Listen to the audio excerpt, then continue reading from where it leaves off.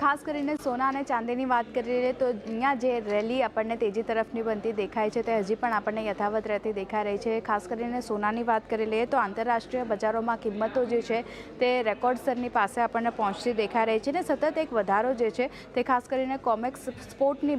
વાત કરીએ તો ત્યાં આપણને બનતો દેખાયો છે। કોમેક્સ પર શુક્રવારની વાત કરી લઈએ તો $2651 રેકોર્ડ સ્તરની પાસે જે છે તે આપણને કારોબાર પહોંચતો દેખાયો હતો અને અમેરિકામાં સોનાની હાલની કિંમત જોઈએ તો $2625 ઉપર આપણને પહોંચતી દેખાઈ રહી છે અને હજી પણ $2600 ઉપર જ કામકાજ જે છે તે આપણને ઇન્ટરનેશનલ માર્કેટમાં સોનામાં થતું દેખાઈ રહ્યું છે। બીજી બાજુ 1 જાન્યુઆરી 2024થી અત્યાર સુધીની વાત કરી લઈએ તો લગભગ સોનામાં 27% કિંમતો જે છે તેમાં આપણને વધારો જોવા મળતો દેખાયો છે। MCX સ્થાનિક બજારની વાત કરી લઈએ તો ત્યાં પણ રેકોર્ડ સ્તરની પાસે કારોબાર થઈ રહ્યો છે કારણ કે કિંમતો જે છે 74,200ની ઉપર હજી પણ આપણને યથાવત રહેતી દેખાઈ રહી છે અને ખાસ કરીને મિડલ ઇસ્ટમાં જે રીતે તણાવ વધી રહ્યા છે તેનો એક સપોર્ટ જે છે સેફ હેવન બાઇંગનો સપોર્ટ ખાસ કરીને સોનાને મળી રહ્યો છે। હવે લેવલ સ્પેસિફિક નજર કરી લઈએ ખાસ કરીને પર્સન્ટેજ વાઇઝ સોનામાં કેટલી તેજી આપણને બનતી દેખાઈ ચૂકી છે તો છેલ્લા એક મહિનાની વાત કરી લઈએ એક મહિનામાં લગભગ 4.5%ની તેજી જે છે તે સોનાની કિંમતોમાં બનતી દેખાઈ રહી છે। 2024થી અત્યાર સુધીની ખાસ કરીને વાત કરી લઈએ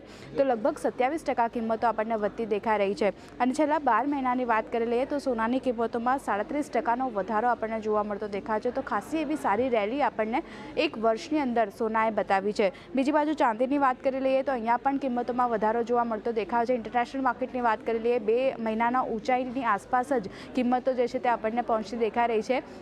કોમેક્સ પર વાત કરી લઈએ ખાસ કરીને સિલ્વરમાં $31ની આસપાસ કિંમતો જે છે તે આપણને કારોબાર કરતું દેખાયું હતું।